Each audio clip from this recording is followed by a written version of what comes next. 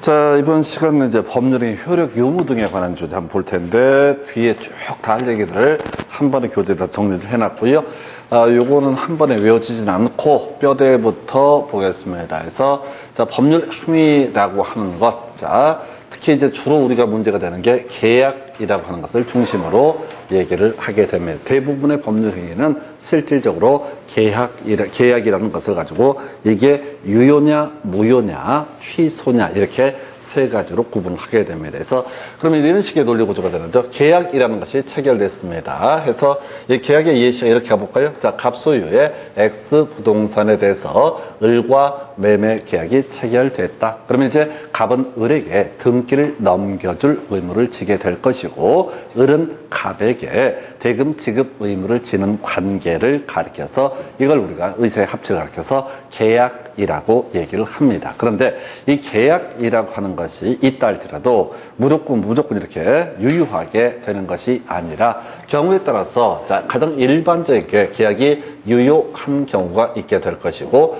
또 하나가 계약이 취소 사유가 있는 경우가 있게 될 것이고, 또 하나가 무효인 경우도 존재할 수 있습니다. 그래서 총 세 가지 경우의 수가 나오게 되고, 물론 나중에 이제 이 특수한 경우로서 유동적 무효라고 하는 것도 있을 수는 있습니다. 그래서 일단은 계약은 크게 유효와 무효와 취소 그리고 유동적 무효까지 총 4가지 경우의 수가 있게 됩니다. 근데 우리 앞에 공부했던 걸 다시 한번 확인을 해볼까요? 자, 법률행위 계약이라고 하는 것이 있을 때 유효한 건 따로 얘기할 필요가 없는 거라서 따로 얘기를 안 했는데, 자, 이 중에서 취소 사유가 3가지가 있었죠. 제한 능력자의 법률 행위라고 하는 것도 다 취소할 수 있는 법률행위다. 그래서 또 하나가 차고에 따른 의사표시, 사기 강박에 따른 의사표시도 다 취소할 수 있는 법률행위가 됩니다. 그래서 취소할 수 있는 법률행위라는 얘기는 일단은 유효하게 계약 법적 책임이 발생하게 되겠지만은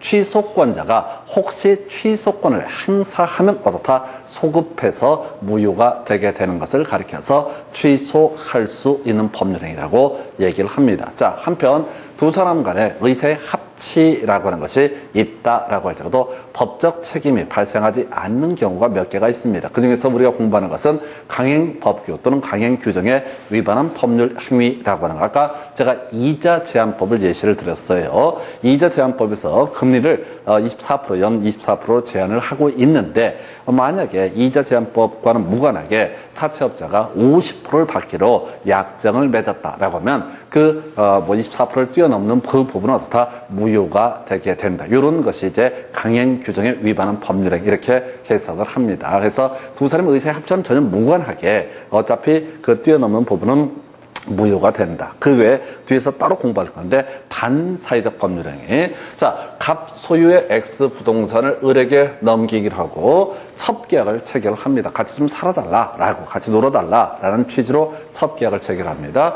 그랬을 때 이거 이제 등기자 대신 나랑 같이 살아주게 되면, 놀아주게 되면 이 부동산을 너한테 줄게라고 약정을 합니다. 이게 소위 이름하여 반사회적 법률행위에 해당이 됩니다. 그래서 두 사람의 의사의 합치가 있다 할지라도 다 법적 책임이 발생하지 않는다. 이런 것들이 소위 이제 반사회적 법률행위에 해당이 될 것이고, 사회적 타당성이 없는 법률행위 또는 불공정한 법률행위. 예를 들어서 갑 소유의 X 부동산이 1억 정도의 가치가 있는데 갑이 지금 너무너무 형편이 어려운 상태야. 그래서 을이 이걸 악용을 해가지고 2천만 원에 매수하는 계약을 체결했다. 이게 나중에 불공정한 법률 행위 이렇게 해석합니다. 그럼 분명히 두 사람의 의사의 합치에 따라서 계약이 성립했음에도 불구하고 이것은 불공정한 법률행위에 해당이 되면 어떻다? 무효 이렇게 해석을 합니다. 또 이런 것도 있네요.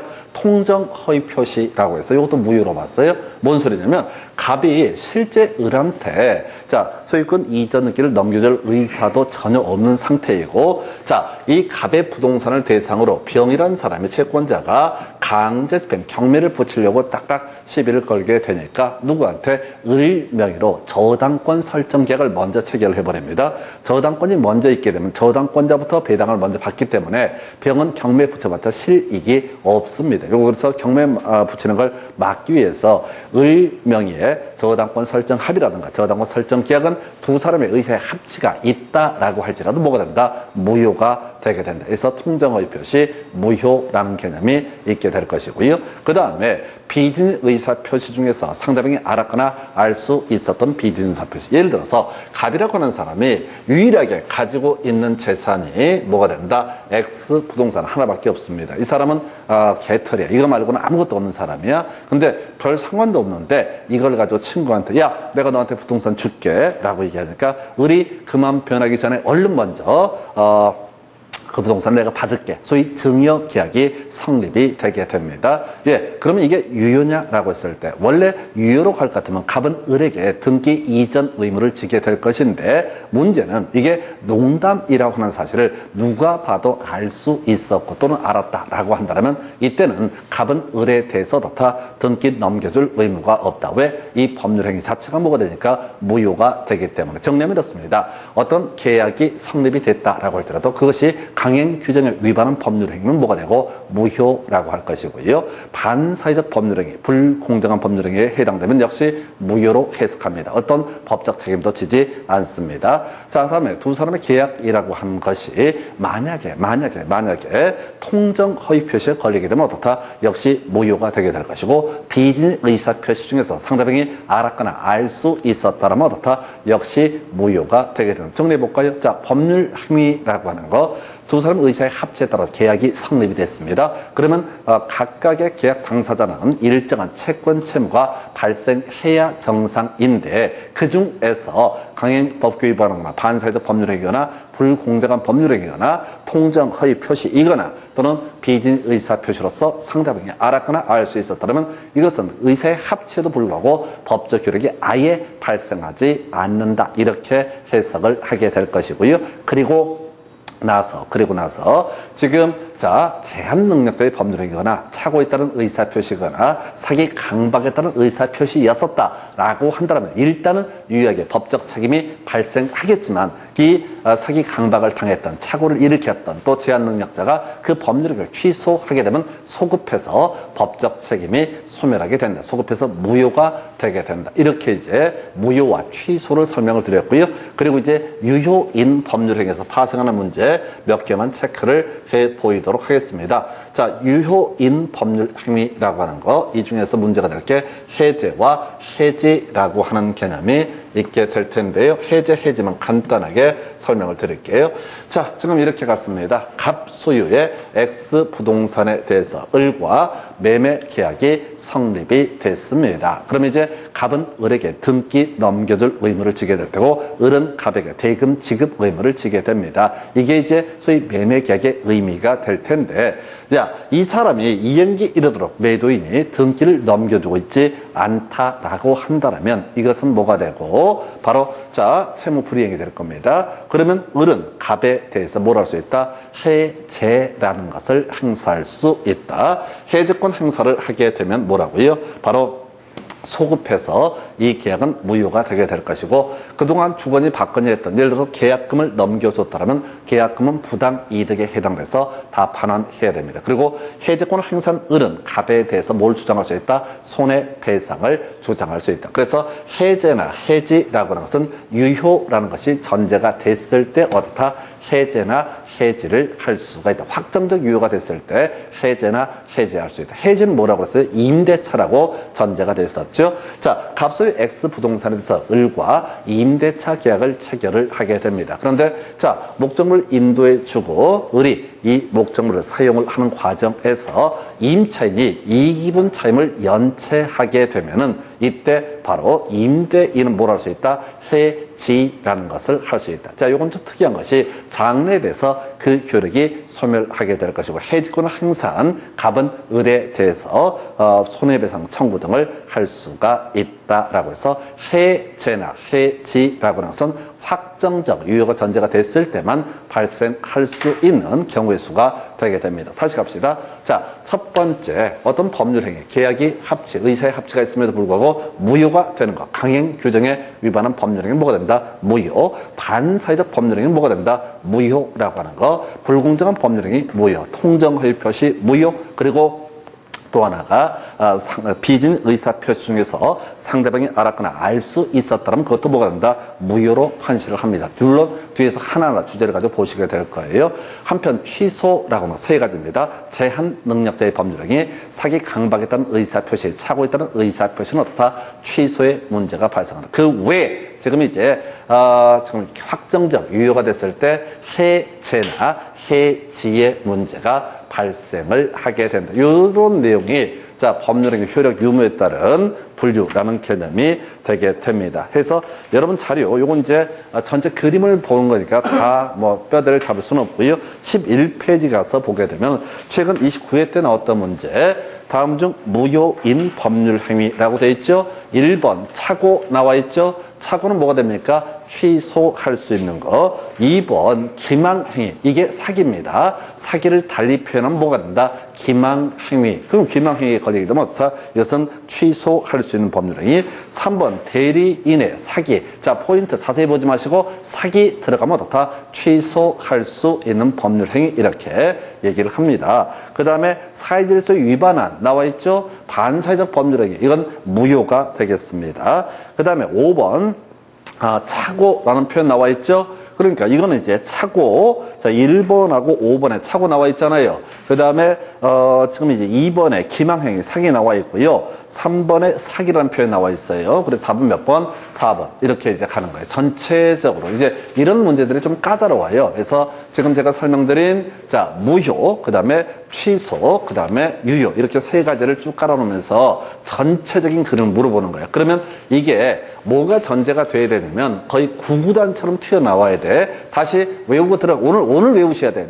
내일이 없어. 내일 없어. 취소 세 가지입니다. 제한 능력자의 법률행위, 착오에 따른 의사표시, 사기 강박에 따른 의사표시. 이것은 뭐가 된다? 취소 대상. 무효는 뭐라고 그랬어요? 강행 법규 위반한 법률행위, 반사회적 법률행위, 불공정한 법률행위, 통정 허위 표시, 비진의 의사표시 중에서 상대방이 알았거나 알 수 있었을 때 요거 무효해서 무효 취소 정확히 외우시게 되면 나머지가 뭐가 된다? 바로 유효인 법률행위 등으로 해석을 할 수가 있습니다. 그래서 이렇게 해석을 해봤고요. 해서 자 법률행위 불유라는 개념 보셨고 자 하나만 또 기억을 하면 자 뒤에서 나올 주제인데 자 어떤 법률행위가 무효가 된다라고 하게 되면요 특징이 뭐냐면 이 무효가 되게 되면 이때는 다른 건 다 빼버리고 손해배상이라고 하는 것은 어떻다? 인정되지 않는다라고 하는 거. 어떤 법률행위가 무효가 되면 어떻다? 이 무효인 법률행위를 이유로 해서 손해배상을 주장할 수는 없다라고 하는 거. 그냥 뼈대 잡고 가셔야 돼. 아까 확정적 유효가 됐을 때 뭐가 문제가 있었어? 확정적 유효가 됐을 때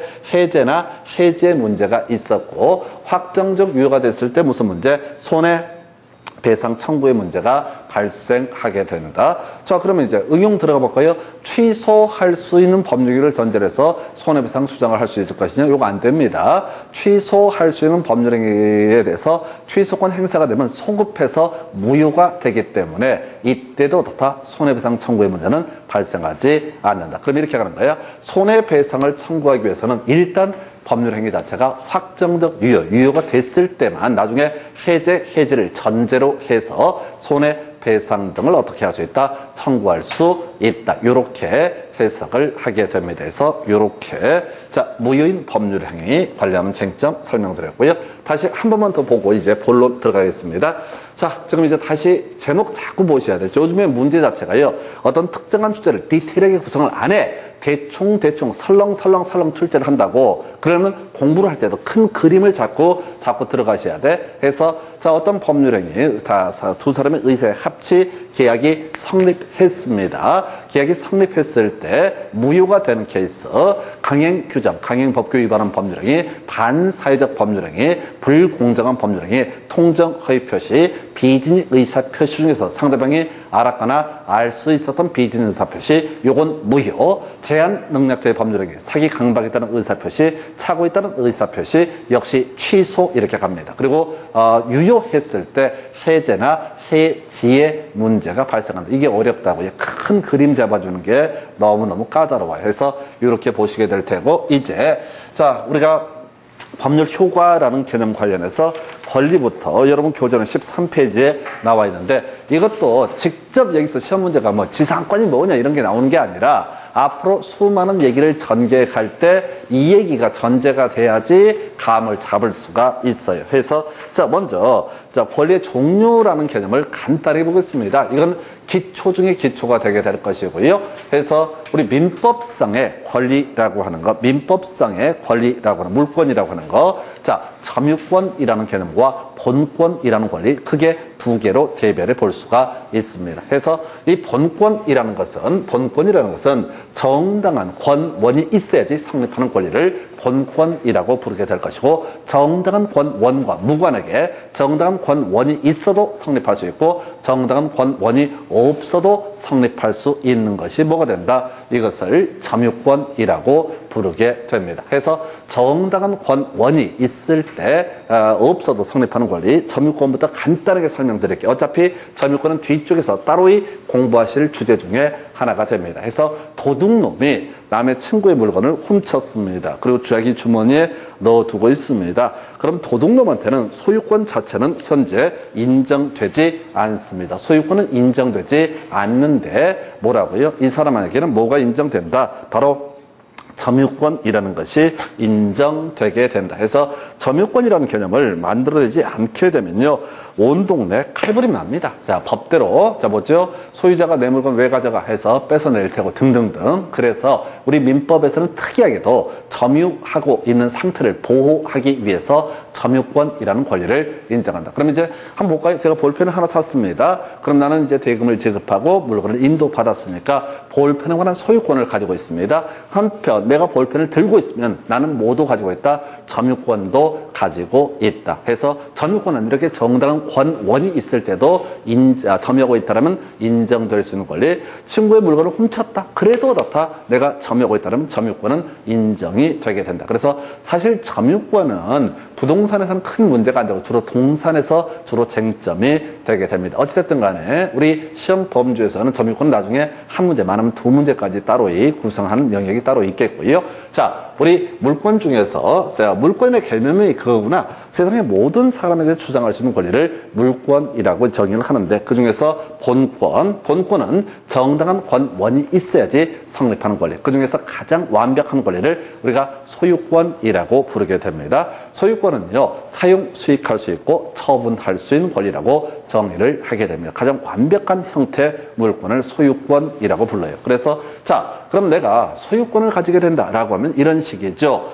지금 나중에 이제 공부하게 될 게 공유 수면을 매립한다라고 해서 바다를 메꾸게 돼서 소유권을 취득하는 경우도 있습니다. 그러다 보니 건물을 신축을 해서 소유권을 취득하는 경우도 있겠고요. 또는 경우에 따라서 기존 토지 소유자한테 돈 주고 사가지고 등기를 넘겨받음으로써 소유권을 취득하는 경우도 있을 테고, 또 나중에 상속받는 경우도 어떻다? 경우에 따라서 소유권을 취득하는 이유가 될 수도 있습니다. 그래서 어찌됐든 간에 이유야 뭐가 됐든 간에 소유권을 취득하기 위해서는 나름의 정당한 권원을 어떻다? 확보를 해야지 소유권을 취득할 수 있다. 그러면 다른 사람의 물건을 훔쳐왔다. 그래서 내가 20년간 10년간 내 주머니에 넣고 다닌다. 그래도 그 물건의 소유권은 나에게는 없습니다. 소유권은 뭐라고요? 정당한 권원이 있을 때만 성립하는 권리. 물론 나중에 그걸 네 거냐 내 거냐 이걸 입증할 수 있냐 없냐는 별개의 문제로, 최소한 친구 물건을 훔쳐다가 자기 주머니에 20년 동안 가지고 있다라고 해서 최소한 소유권 자체는 어떻다? 성립하지 않는다라고 하는 거. 소유권은 기본적으로 뭐야? 정당한 권원에 의해서 성립하는 권리. 자, 한편 가장 완벽한 형태의 물권인 소유권을 쪼개가지고 일부를 떼내서 만들어내는 권리를 소위 제한 물권이라 부르고, 그건 크게 용익 물권과 바로 담보 물권으로 구분을 하기도 합니다. 그래서 자, 토지 소유자가 있어요. 자, 그런데 이 갑소유의 X 토지를 자, 건물을 소유하거나 공작물 소유나 수목 소유 등의 목적으로 이 토지를 이용할 수 있는 권리를 취득했다. 이걸 우리가 뭐라고 한다? 지상권이라고 부르게 됩니다. 타인의 토지를 이용할 수 있는 권리를 뭐라고 한다? 지상권이라고 부르게 됩니다. 그러면 이런 지상권을 취득하기 위해서도 정당한 권원이 있어야 돼요. 그래서 우리 뒤에서 자, 몇 가지 공부를 하긴 하는데, 보통의 경우 자, 지상권 설정 계약과 지상권 설정 등기라고 하는 것을 하게 되면 어떻다? 이 토지 소유자에 대응해서 을은 지상권을 취득할 수 있다. 그럼 지상권을 가지고 있다는 얘기는 다른 사람이 이 토지를 이용을 방해하면은 방해 제거 청구권 등을 행사할 수 있다. 왜요? 토지 소유자가 야야 이 땅에다 건물 지어놓은 지상권자에게 내 땅에서 건물 치워라고 했을 때 이 사람은 정당한 권원이 있기 때문에 사용 수익할 권능이 있기 때문에 토지 소유자한테 닥쳐라고 얘기할 수 있는 권리, 이게 지상권. 근데 이 토지 소유자가 중간에 바뀌었네. 바뀐 토지 소유자가 지상권자에게 야 내 땅에서 건물 치워라고 했을 때 닥쳐라고 할 수 있는 권리, 이게 뭐가 된다? 지상권이라고 해서 타인의 토지를 건물 소유나 수목 소유, 공작물 소유 목적으로 이용할 수 있는 권리. 땅 짓자, 윗상자, 땅 위에 올라가서 이용한다 해서 지상권이라고 얘기를 하게 됩니다. 자, 그런데 두 번째 지역권이라고 해서 조금 짜증나. 땅 짓자를 쓰니까 땅에 관한 권리가 맞습니다. 자, 그런데 지역권은 지금 듣고 버리는 거예요. 이거 지역권 나중에 1시간 이상 따로 공부를 해야 돼요. 자, 지역권에서는 미리 이해해서 자, 승역지라고 하는 개념, 그 다음에 요역지라는 개념, 요게 기본 세팅이 되셔야 돼. 요역지와 승역지라고 하는 개념이 세팅이 되셔야 된다라고 해서 자, 이건 선생님 쓰실 거 없어. 써봤자 아무 생활에 보태면 안 돼요. 그래서 선생님 가서 복습하시려고 그런 거 아니시잖아요. 저랑 약속하셨잖아. 2달 동안은 그냥 듣기만 하기로. 제일 좋은 모습이 있잖아요. 저분 제일 모범생이에요. 딱 2달 만에 해결 다 됐어요. 처음에 오셨을 때는 저를 안 믿었어요. 그래서 뭐라고 얘기해봤자 그렇게 한 2달 더 개고생 하시니까 저번 눈치를 채서 별것도 아닌 걸 갖고 약을 팔고 있구나, 이거를. 이게 지금 솔직히 말씀드리면 처음 하시니까 힘들지, 이게 그 생각하면 돼요. 복덕방 가시면 한 70 다 되신 어르신들이 그냥 뭘 하고 있다고, 그분이 증을 땄다는 얘기야. 그 얘기는 그분은 이제 합격을 했다는 얘기고, 확률상 합격을 했다는 얘기고, 제일 본질은 실력으로 다 돌파하는 게 아니라 몇 가지 개념 정확히 찍어내서 한 50점 날로 먹고, 그리고 나머지 그날의 기도, 운빨에 따라서 몇 개 더 맞춰서 합격하시고 이렇게 하는 거예요. 그래서 다시 듣고 버리시는 거예요. 제가 이제 독학할 때 제일 힘들었던 게 지역권 할 때마다 욕이 나왔어요. 개새끼들이 이런 걸 왜 만들고 사람 피곤하게 만들어? 지상권이면 충분한데 지역권은 현실에 거의 쓰이지 않습니다. 그래서 용어 승역지와 요역지, 승역지와 요역지. 우리가 부동산 학개론 공부하면 맹지라는 개념, 도로와 접하지 않는 토지라는 개념을 공부를 하게 됩니다. 건물 못 지어요. 도로가 이쪽에 있어요. 도로가 이렇게 있고, 그럼 이제 건물을 못 지어요. 요역지는 건물을 못 지어요. 근데 이 사람이 얘기를 나다닐 수 있는 권리. 우리 건축법에 가면 출입의 지장이 없으면 건물 지을 수 있다고 되어 있거든요. 그래서 자, 여기서 갑의 토지, 을의 토지라고 했을 때 갑이 을의 토지를 나다닐 수 있는 권리. 이걸 우리가 통행지역권이라고 부르게 됩니다. 그래서 이게 어려운 게, 자, 도움이 필요한 토지를 가리켜서 뭐라고 한다?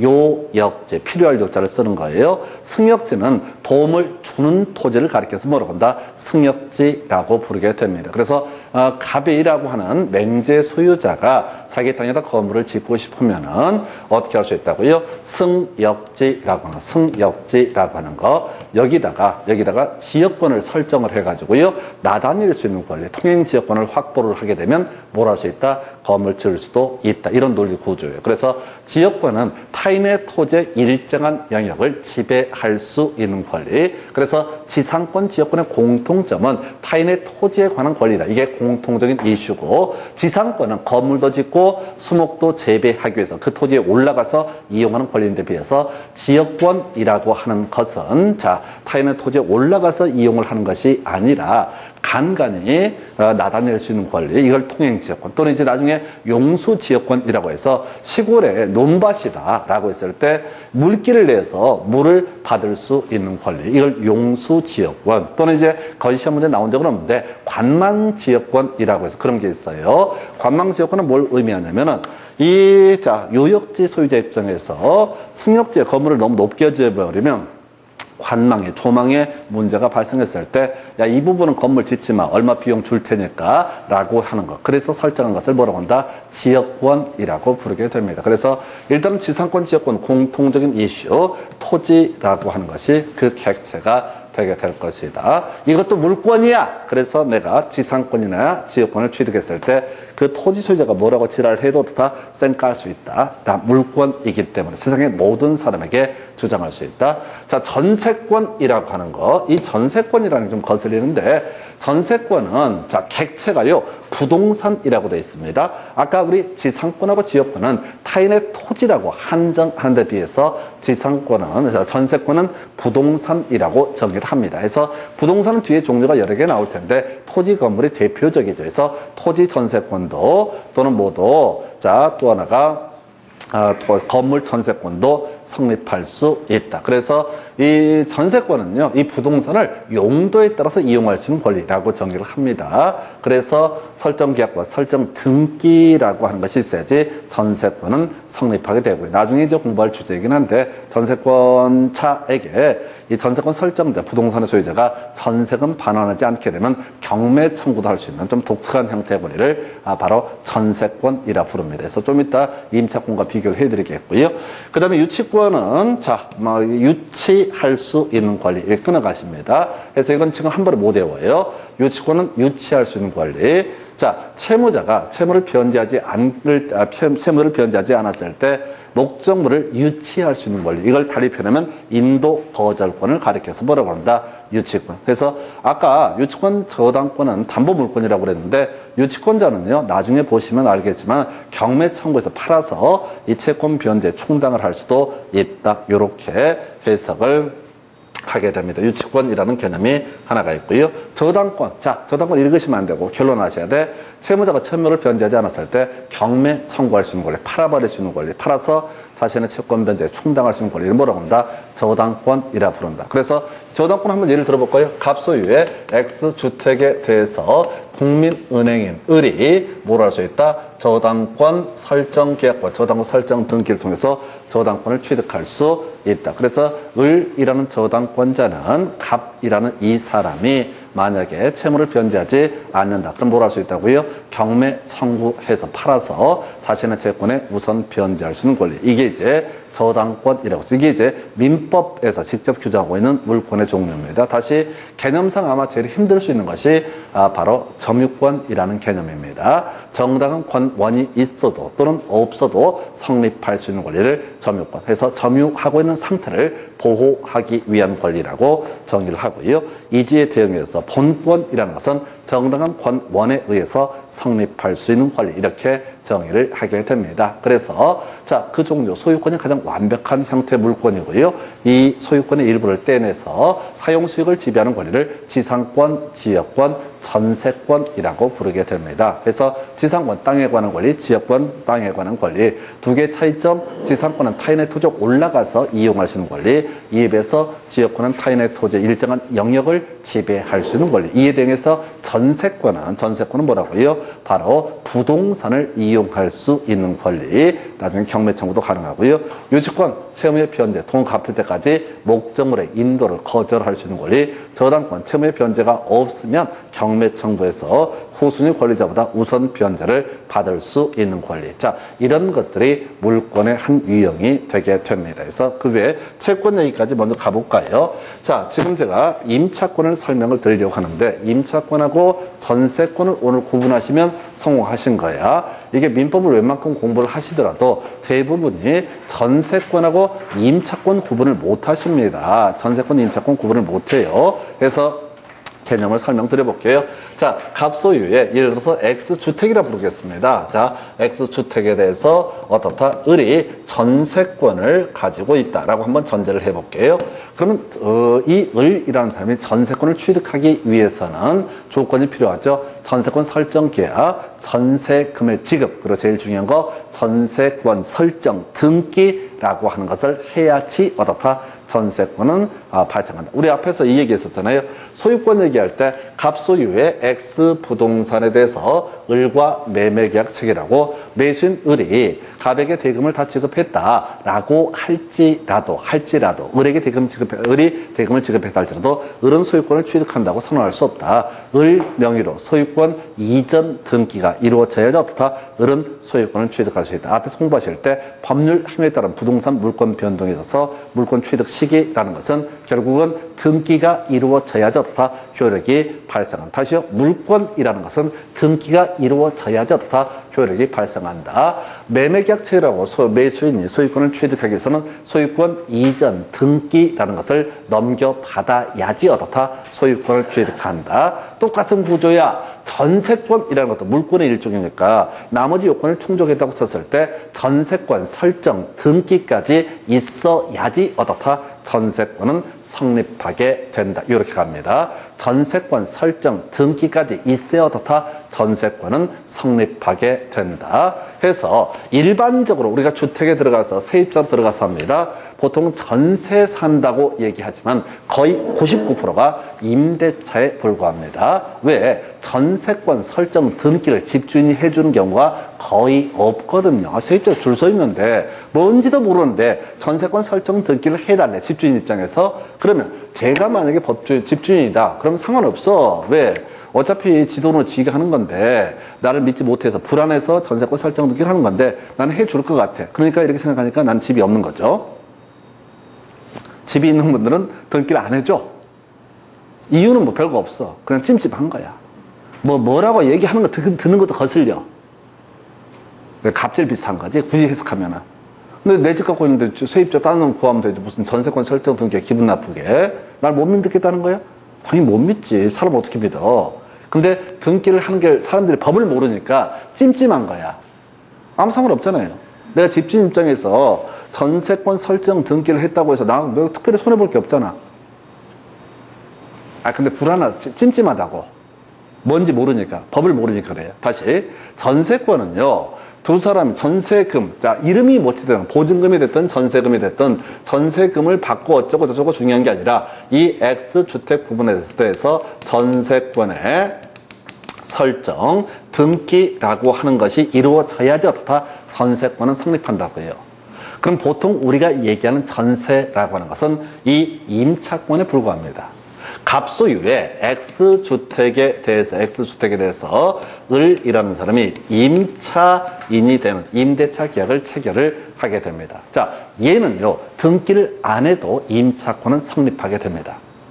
그래서 대부분 전세에 들어가면서 등기를 하는 경우는 거의 없을 거예요. 그래서 현실은 99%가 다 뭐가 된다? 임차권이라는 개념이 되는 거예요. 그럼 이제 채권은 임차권하고요. 전세권의 차이를 보여드릴게요. 다른 여러 가지 다 빼버리고 제일 핵심 이슈가 뭐냐면 소유자가 병으로 바뀌었어. 자, 소유자가 병으로 바뀌었다라고 한번 전제를 해보겠습니다. 그러면은 전세권은 물권이니까 소유자가 바뀌든 말든 당연히 어떻다? 바뀐 소유자에게 전세권을 주장할 수 있습니다. 소유자가 뒤에서 우리 공부할 때는 소유권에 기한 물권적 청구권이라고 해서 야, 내 물건 돌려줘 라고 하는 소유물의 반환 청구권을 행사했을 때 전세권자는 나 전세권자야 라고 얘기하면서 안 나갈 수 있는 권리가 있습니다. 이에 비해서 지금 만약에 임대차 계약, 전세권 설정 등기를 안 하면 그건 뭐가 된다고요? 임대차가 되는 거라고. 임대차는 등기 없어 성립하거든요. 자, 그래서 임차인이 있는 상태에서 소유자가 바뀌었어. 바뀌면, 자, 바뀐 소유자, 임차권, 채권이라고 하는 것은 계약의 당사자 사이에서만 주장할 수 있는 권리야. 그러니까, 자, 을이라는 임차인은 갑에 대해서 뭘 주장할 수 있다? 임차권을 주장할 수 있어요. 근데 갑이 이 문제 주택을 누구한테 병에게 양도했다고 하십시오. 소유권 이전 등기를 병한테 해줘버렸어. 현재 소유자 누굽니까? 병입니다. 그럼 병한테 임차인 을이, 야, 나 임차권 있어. 라고 얘기할 수 있느냐? 없다고요. 채권이니까. 약속이 그렇다고. 물권은 세상의 모든 사람에게 주장할 수 있는 권리고 채권은 특정인에 대해서만 주장할 수 있는 권리다. 이렇게 해석합니다. 그래서 임차권은 전형적인 뭐야? 채권에 불과하게 됩니다. 그러면 단순화시키면 이렇게 하는 거야. 자, 임차권이라는 게 등기하는 경우도 있긴 하거든요. 그건 나중에 다룰 문제고. 자, 등기를 안 해도 성립하는 권리, 임차권. 등기해야지 성립하는 권리, 전세권. 두 개의 차이. 등기의 성립 여부에 따라서 효력 발생 여부가 판단이 된다. 이게 첫 번째 차이고. 두 번째, 등기를 통해 성립하는 전세권의 경우에는 소유자가 바뀌었을 때 바뀐 소유자에게도 전세권을 주장할 수 있다. 근데 임차인의 경우에는 소유자가 바뀌면 어떻다? 임차권을 주장할 수 없다. 이게 문제가 된다고요. 그래서 우리 현실적으로 자 이렇게 아십시다. 만약에 갑이라는 사람이 X주택을 담보로 해서 X주택을 을에게 사용 수익해 해주고 임차권을 임대차 계약을 체결합니다. 그럼 두 사람 사이의 문제이지 소유자가 바뀌었을 때 바뀐 소유자에게 임차권을 을은 주장을 할 수가 없다라고 하는 거. 그러면 논리 구조가 어떻게 되면 자 집주인 바뀌면 세입자는 쫓겨나야 되는 문제가 발생합니다. 세입자는 임차인 누구한테? 바뀐 소유자한테는 임차권을 주장할 권리가 없다고요. 이건 채권에 불과하니까. 그럼 집주인 바뀔 때마다 세입자 쫓겨나는 문제가 발생하니까 이건 특별법으로 해결합니다. 특별법으로 주택임대차 보호법이라는 법을 통해서 주민등록만 이전을 하게 되면은 이때는 어떻다? 자 바로 임차인이 소유자 바뀌더라도 계속해서 그 집에 살 수 있는 권리, 이걸 나중에 대항력이라는 개념으로 공부를 하시게 됩니다. 그래서 다시 크게 가십시다. 물권과 채권의 차이. 아까 우리 점유권이 좀 특이한 권리인데 얘는 등기할 수 없고 유치권 등기할 수 없는 권리인데 전반적으로 물권이라는 것은 등기해야지 그 권리가 발생하는 것이고 등기해서 권리가 발생하게 되면 소유자가 바뀌더라도 권리자가 바뀌더라도 다 바뀐 사람에게 꾸준히 주장할 수 있는 권리, 이걸 우리가 물권이라고 부르게 됩니다. 이에 비해서 채권이라는 것은 소위 등기라는 요식행위가 없다 할지라도 그 권리가 발생하는 권리. 다만 채권의 경우에는 그 계약 당사자 사이에서는 주장할 수 있지만 자 소유자가 바뀌거나 하면 어떻다? 이때는 소유자가 바뀌거나 하면 어떻다? 이때는 자, 임차권을 바뀐 소유자에게는 주장할 수 없다. 그래서 집주인 바뀔 때마다 세입자 쫓겨나는 문제를 막기 위해서 주택임대차보호법이라는 법을 만들어서 뭘 하게 되면 이 주민등록만 이전해도 계속 살 수 있게 해주는 권리, 이건 특별법 때문에 인정되는 것이지 임차권 때문에 인정되는 것은 아니다, 이렇게 해석을 합니다. 그래서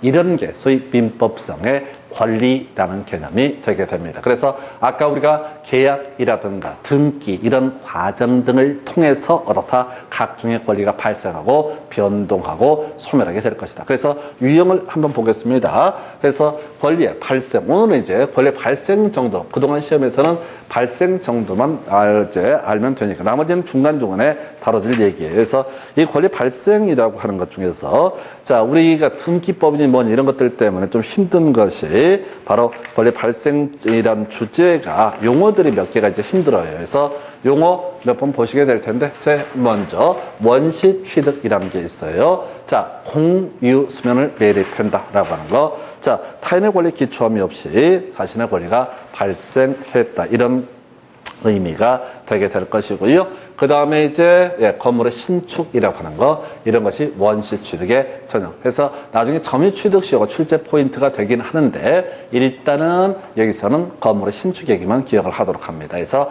자, 내 땅에다가 건물을 지었습니다. 그러면 소유권 보존 등기락을 나중에 해야 되는데 그거는 별개의 문제로 건물을 신축한 그 시점에 이 사람은 없다, 건물에 관한 소유권을 취득을 하게 된다. 그래서 원시 취득이라는 것은 구 권리자의 기초함이 없이 혼자서 갑자기 권리가 발생하게 되는 현상을 가리켜서 원시 취득이라고 부르게 됩니다. 그래서 다시 갑시다. 우리가 이제 아까 건물에 관한 소유권, 토지에 관한 소유권을 취득하려면 등기를 넘겨받아야 된다라고 설명을 드렸습니다. 이걸 우리가 법률 힘에 따른 부동산 물권 변동 등기해야지 효력이 발생한다, 이렇게 논의를 하게 되는데요. 문제는 이런 경우라는 거죠. 바로 자, 이 건물의 신축 같은 경우는 설령 자, 그 토지에 관한 소유권이 없다 할지라도 어떻다? 바로 건물을 신축한 사람이 소유권을 취득한 점 독특한 개념입니다. 그리고 우리가 주로 보게 될 게 승계 취득이라고 하는 거. 승계 취득은 구 권리자의 권리가 통째로 신 권리자에게 넘어오는 형태를 이전적 승계라고 부르게 될 것이고, 구 권리자의 기초 권리 중에 일부를 떼내서 자 추가적인 권리를 얻게 되는 것을 설정적 승계. 그래서 설정적 승계부터 가볼까요? 지상권의 설정. 지상권이 뭐라고 그랬어요? 아까 갑소유의 X 토지에 대해서 을이 설정 계약과 설정 등기를 통해서 뭘 할 수 있다? 지상권을 취득할 수 있다라고 해서, 자 그러면 을이 지상권을 가지고 있으면 갑은 권리를 다 소멸하는 거예요. 아니죠? 갑은 처분권은 그대로 가지고 있다. 해서 구권리자의 권리의 일부를 떼내는 형식으로 권리를 취득하게 되는 것을 설정적 승계 취득.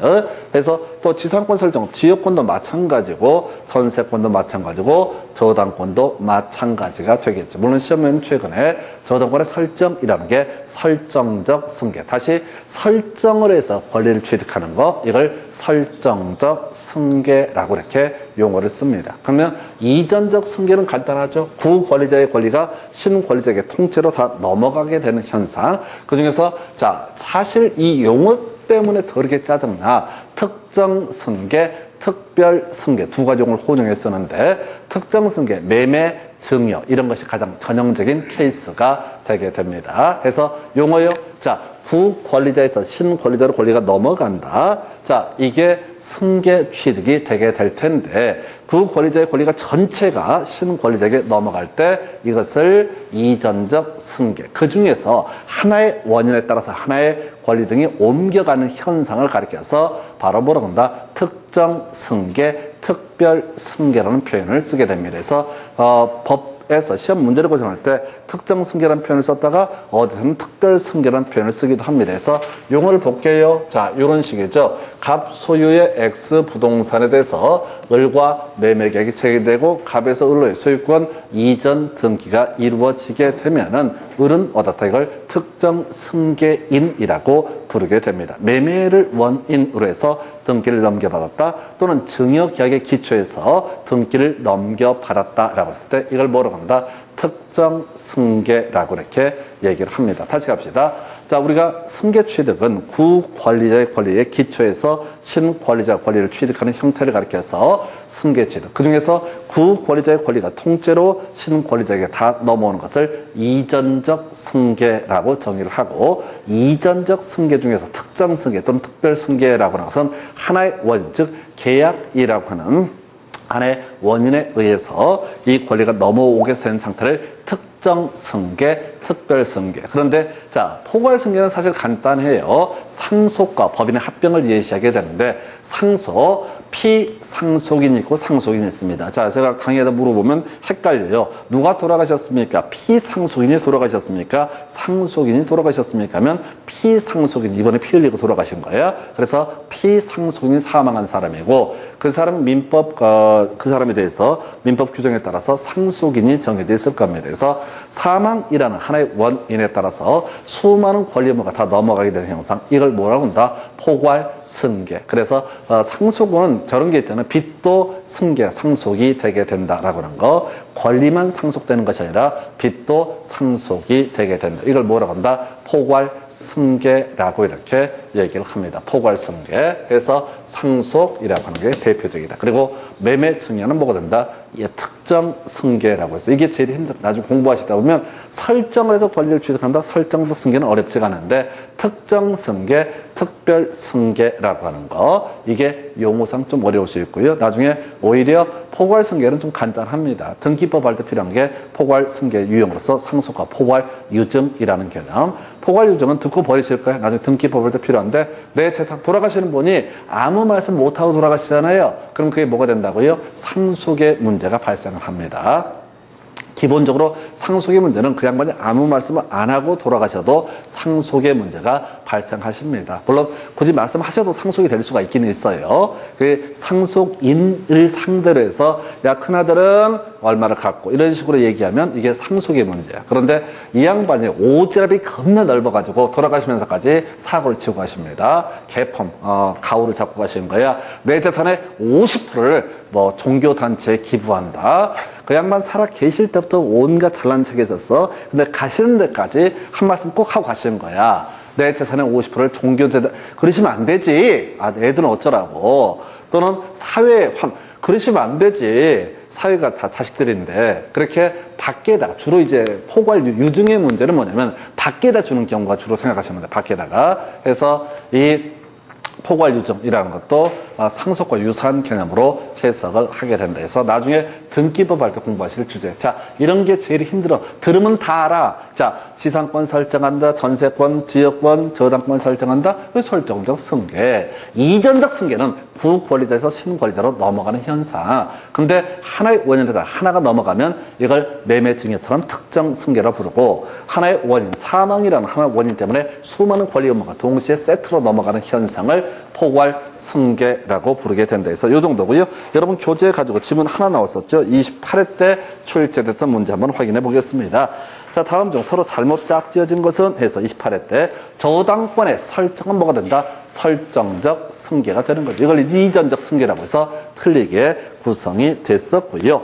그 다음에 소유권의 포기, 아까 물권의 포기는 자, 소위 상대방 없는 단독행위의 일종이 되게 된다. 그 다음에 자, 통지, 관념의 통지라고 해서 모르겠고요. 무주물의 선정, 원시 취득입니다. 주인 없는 물건을 주었다라고 하면 원시 취득의 문제인데 몰라도 돼. 자, 그 다음에 확답의 최고. 의사의 통지. 그래서 이 문제에서는 3번, 4번, 5번은 아예 눈 깔으셔야 돼. 눈길도 줘서는 안 돼. 3, 4, 5번은 우리 시험 범주를 사실상 뛰어넘는 개념으로 해석을 하셔야 됩니다. 그래서 부동산이랑 별로 관련도 없고요. 하여튼 3, 4, 5번은 쫓아버리시고요. 기본만 갖고 계속 가시는 거야. 앞에서 우리 공부했던 거 있었잖아요. 동철, 상추, 취해, 상대방 있는 단독행위라고 하는 거 있었죠. 동철, 상추, 취해, 상대방 있는 단독행위, 물권의 포기, 상대방 없는 단독행위, 계약의 유형으로서 매매교환, 임대차가 주로 이슈가 되는데 시험에 출제할 때는 합의, 해제, 합의, 해지라고 하는 것이 계약의 한 유형이 되게 된다. 이 정도까지 요 얘기를 가지고 같이 이전적 승계, 설정적 승계라는 개념까지 설명을 드렸습니다. 그래서 이게 자, 민법 총칙 중에서 가장 기초가 되는 개념들을 가지고 보시고 잠시 끊었다가 이제 본론 들어가세요. 이제 바로 무효인 법률행위 구체적인 내용들 확인을 하겠습니다.